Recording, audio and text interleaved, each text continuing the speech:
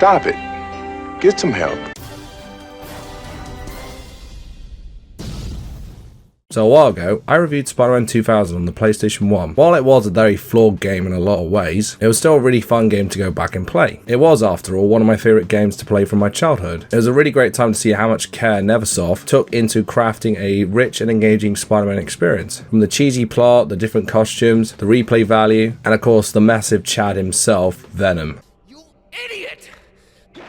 He was just the best, the highlight of the story by far. You could honestly just make a selection of clips of Venom from the first game and put it into a film, and it would still be so entertaining. It'd be a way better film than both the Venom movies anyway. You are making us look bad. The first game did really well critically and financially. It was received very well by both critics and fans. It also sold a lot of copies, being the 48th best-selling PlayStation 1 game and selling over 1 million copies on the PlayStation 1 alone. So what would be next? With that kind of success, a sequel was going to be made, and thus Spider-Man 2 Enter Electro arrived on October 19th, 2001. Though this game had a number of bizarre decisions and troubling changes from the last game. 1. Enter Electro was only released on the PlayStation 1. That is very strange, because Spider-Man 2000 came out on PlayStation 1, Game Boy Color, Nintendo 64, Dreamcast, and PC. So imagine loving the first game, finding out there's a sequel that's just come out, and being on a system you don't own. That must really suck. 2. The game only came out a year and a month after the first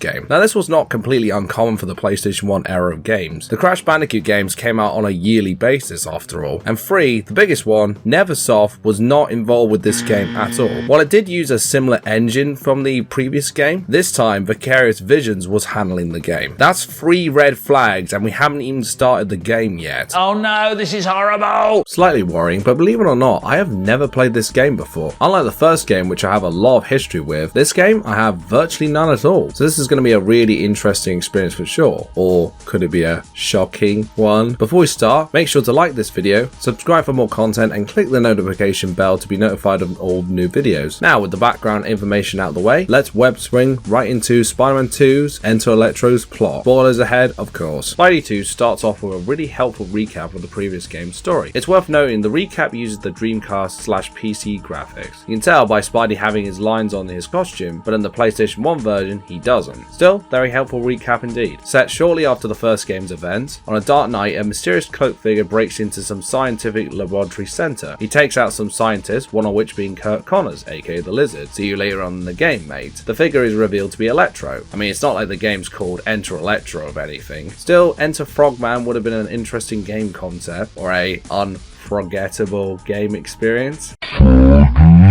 Electro steals 2 pieces of a device. He knocks out the guards, escapes the facility, and laughs like a madman doing his best Joker laugh impression.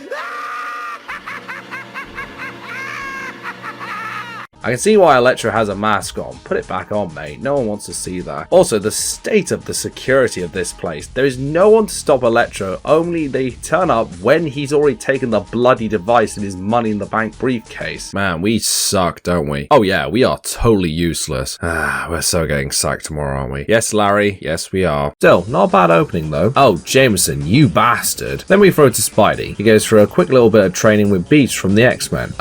Okay. Weird choice to have Beast be the tutorial guide hero in this game. What the hell is even that? In the last game we had Black Cat, which made perfect sense because she's connected to Spidey and makes sense to be the one helping him out. Although tutorial lessons from your ex. Wow, that's a new level of awkward. Hi, babe. Still better than Mary Jane though. While out on patrol, Spidey happens to spot one of the robberies taking place at a building owned by Biotech, the same company Electro attacked early in the game.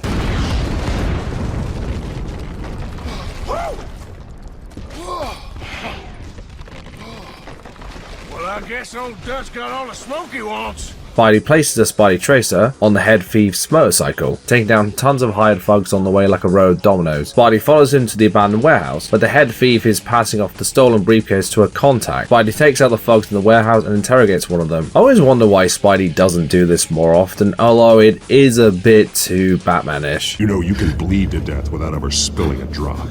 All on the inside. Tell me the plan, or I start swinging. Though Black Suit Spider-Man would 100% do this. Spidey is then ambushed by the head thug, who turns out to be Shocker.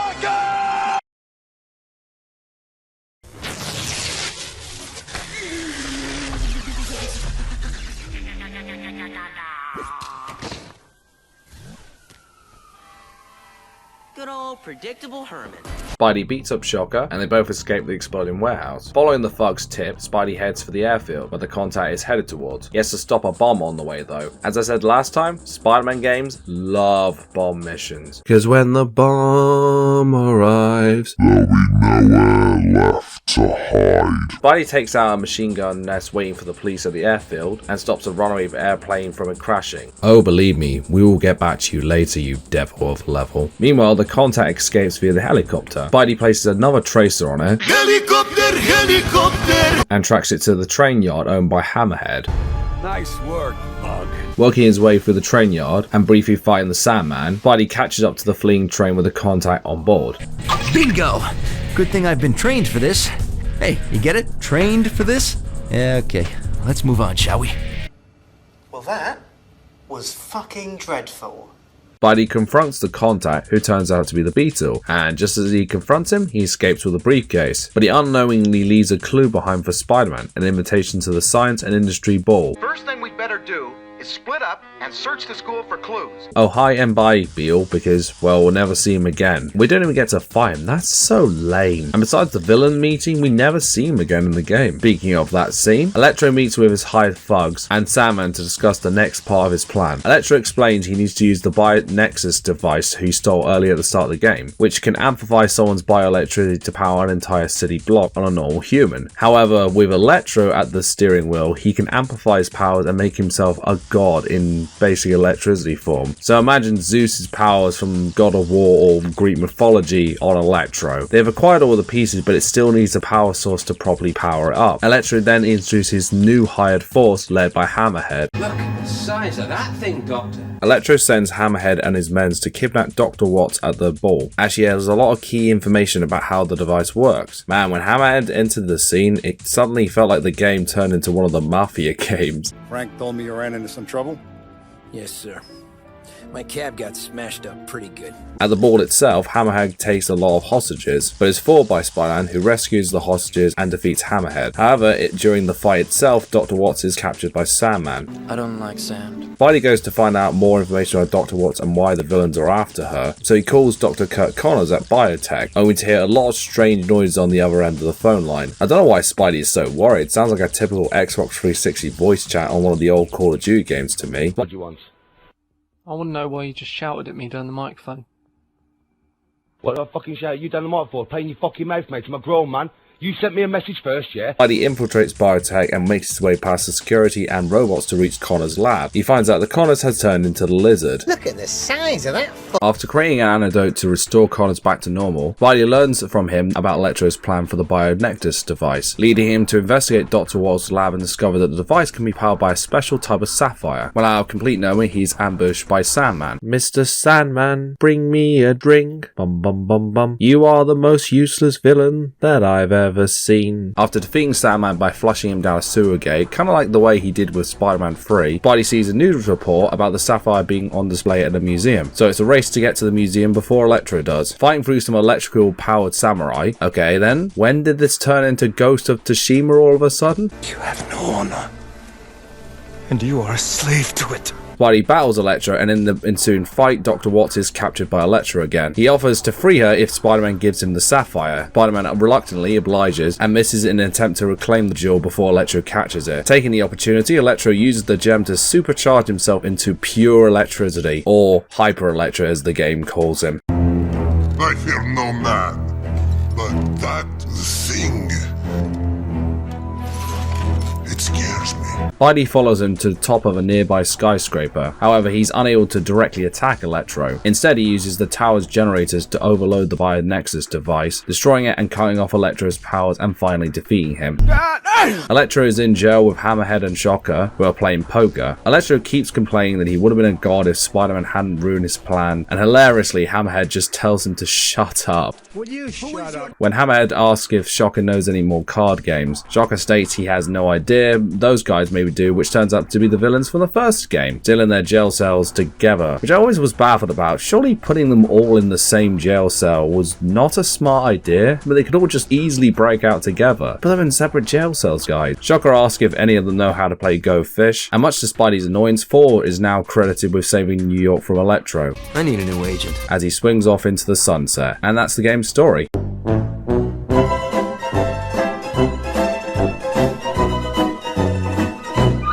So overall, how is this story? Meh. I mean, it's not a terrible story. It's quite similar in a lot of ways to the first game story. Villains coming together to work as a team to take over New York and stop Spider-Man. I mean, it's different with Electro wanting to be a god of electricity versus Doc Ock and Carnage's plan to turn everyone into symbiotes. But the beats are very similar to the point where it almost feels copied and pasted from the original. Though, to be honest, this game lacks one major thing. It lacks the charm, fun, and memorable moments the first game had. Which is a real shame, because this could have been a really good expansion from the first game story and really explore some new story elements. Sadly, due to this game being made in such a short amount of time, we never really got to see that. It just feels like the game really never gets out of first gear. The Rose Gallery also feels like a massive drop in quality compared to the first game. In the first we had Doc Ock, Venom, Scorpion, Rhino, Mysterio, and of course, my boy Carnage. This game has Electro, okay, Shocker, alright, Sandman, good classic villain, Hammerhead, okay, going a bit down in quality, Lizard, sure, alright, Beetle, I mean, let me put it this way, you have to choose a team to take on Spider-Man. Which team are you choosing, the first game's villain team or the second? You would 100% pick the first. There's no way in hell you would pick the second team. They ask you how you are, you just have to say that you're fine when you're not really fine, but you just can't get into it because they would never understand. Electro being the main villain also just doesn't feel right with me. Don't get me wrong, I like Electro, but he's one of those villains that work better in a team as a supporting role. Like as a part of a team like the Sinister Six, great. As the main leader of it, no. I honestly think if I was in control of this game, I would have put Green Goblin as the main villain of this game. Of course, he would not be trying to be a god of electricity, that'd be a bit weird even for Green Goblin, but he and Doc Ock are more characters that work as leaders of a rogue villain group. In fact, one fact I forgot to make in the review of the first game, in the what if mode during the police helicopter chase level, you can go inside one of the cranes and find a secret Green Goblin lair with pumpkin bombs. That could have been a really subtle and great way to introduce Goblin as the main villain of this game. Tough day at the office, huh? Mine is a killer.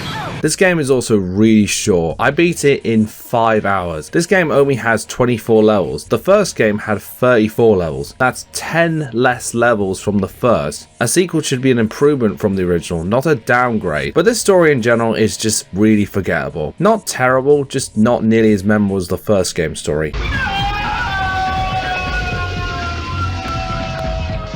Now with the story out of the way, let's cover the gameplay. Not much has changed between the first and second game. The combat is pretty much the exact same. It's still quite fun and it flows decently. The web attacks are the same, the power-ups are very similar, the same collectibles still spread around each level. There are a few different web power-ups added though. The first is the electrical webbing mostly used on the robots in the biotech level. The ice webbing allows you to freeze enemies and shatter them into pieces. Wait, they shatter? Spidey, that's straight up murder. Tonight's forecast. A freeze is coming. Finally, the purple cartridges. They were used in the lizard boss level to stun him so you can land a few punches in, but the power-ups are really nothing to write home about. I miss the fire webbing though. All I want to do is set the world on fire. The web singing is still the same too, and so is the damn camera. It's not nearly as bad as the first game, but like the first game, there'll be so many times where it still screws you over a lot. If you have played the first game, you'll be able to jump into this one right away. How do the levels and bosses fare though? Like the first game, it's a mixed bag. The levels in general are fine, just fine. There are some variation with the levels, going on rooftops to stop bombs and taking down thugs. So I gotta say, the variation feels a lot less fresher than the first game. While I was never bored playing this game, I did feel like at certain points I was just doing the same thing over and over again. It was still really nice to be able to go on the streets though, even if it's just for one level, with a surprising amount of basketballs hanging around the place. What I mean by the copy-paste nature is that a lot of levels are about opening doors in a train yard, opening doors at biotech, and opening electrical doors at the museum. I'm starting to see a theme here. The levels that do branch away from this, oh brother, some of them are really bad. The airport level, for example, where you have to take out the guards before the police arrive. Plan ahead this level or you will get blindsided by the thugs and the machine guns, and they can chip away your health really easily. Oh, hello there! Then there's the level where you have to climb up the wall of the museum to fight Electro, but he's sending electrical blasts down to bring you back down to the bottom. But man, the timing is so precise, and one slip and you're right back to the start. And the patterns of the electrical attacks are so flipping random and annoying. The worst level though is easily the plane level. I would like to formally apologize to the train level in the last game, because compared to this, it is like heaven compared to this abomination of a level. This plane level is 10 times worse. That wasn't very nice.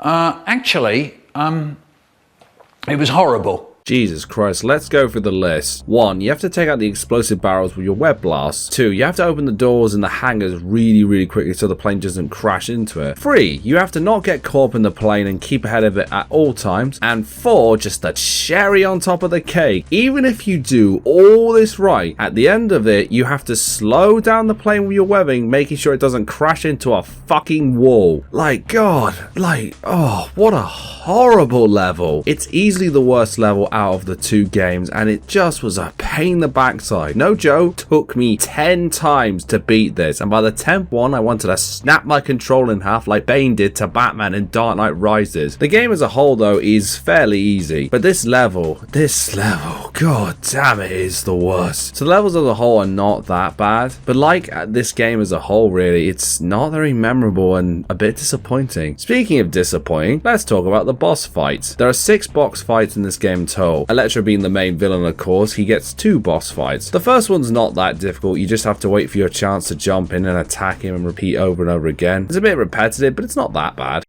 I mean, it's alright, like... The second one with Hyper Electro is a bit different. Electro is vulnerable to his attack hitting the generators, leaving him open to attacking him. Sandman's fight is a bit simple. You have to use the valve to turn up the water pressure and use the water pipes to make him wet. Get those dirty thoughts out of your head, folks. Do that over and over again, and that's it. An okay fight, but honestly a bit bland.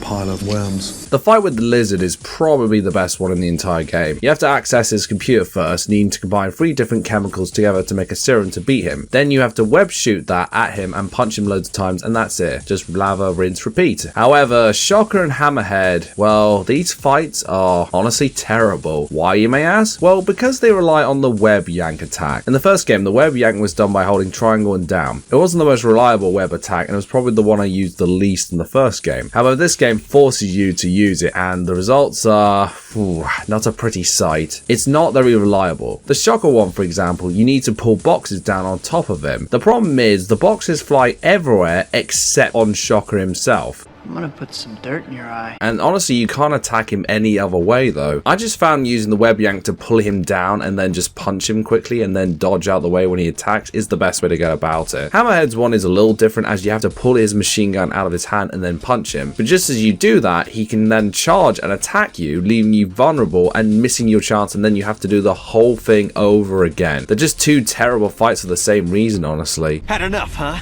Now hand over that rock. Sucker. Man, besides the story though, the boss fights are definitely the thing that feels the most drop in quality compared to the first game. The first game had a really good selection of boss fights. Not all of them were good, granted, but they were still different and unique and didn't rely on a web yank mechanic that doesn't really work that well. My disappointment is immeasurable, and my day is ruined. The game still looks really good for the time. There are parts of it that are still the same quality as the first game. Let's see Spidey has his lines on his costume. Still such a weird omission from the previous game. The backgrounds are still okay, but man, they reuse a lot of different environments from the first game, just with the colors and the locations swapped around. Though is it me, or do the pre-rendered cutscenes look a bit off compared to the first game? The movements look more stiffer than the first game, and they don't flow as well. The returning voice acting is solid though. They all do the best with their characters. Rhea Romano is still really good as Spidey, even if the dialogue is way worse than the first game. The other characters are solid too. Although, is it me, or does Shocker and Sandman sound like someone's dad whose voice has been knackered by years of smoking? I was never any good at poker. They almost sound like someone off of EastEnders. I know who you are! The music as a whole, however, is a massive step down. I barely remember any songs in this game after finishing it, besides the menu theme, which is at best alright, and the electro fight music at the end, which is pretty good. Now, if you add his amazing Spider-Man 2 song, that's the only good thing about that film, but still, we need to add it somewhere. Not great music, to be honest, just generic, bland, forgettable video game music. That's bland. One thing this game does do differently is the Create a Spider mode. How it works, you pick a costume and 3 abilities. These can be stealth, increased webbing, unlimited health, etc, which both the recent Spider-Man games have used also. So this game did do something really great that inspired future games of Spider-Man. You got a lot of great costumes to use too, and there's something for everybody. So mix and match as you please. The cheat code mode is still really fun when you enter a swear word though. Only this time, Spider-Man punches the word and brings up a new one instead. Language. So in summary, Spider-Man 2 Enter Electro is not a terrible game, but it's a very forgettable and just a overall meh one. I think if you play this game back to back with the first one, seeing it as a bottle, I don't think it would be too bad. By itself though, yikes. It's not even on the same level as the first game. I understand this game had way less development time compared to the first. Vicarious Visions did the best they could with the time, and I appreciate the effort, but overall though, it's just a forgettable Spider-Man game. I would say only play this game if you're a die-hard Spider-Man fan and probably play it back to back with the first game. Combined together, it's about 8 hours long. But yeah, by itself, a meh forgettable Spider-Man game. But I'm glad I finally played it after years of being curious about it. It's a perfectly serviceable game, but not a patch on the first. I felt like we should end on some electrical based pun. Enter Electro is not quite the spa it could have been. Shut up!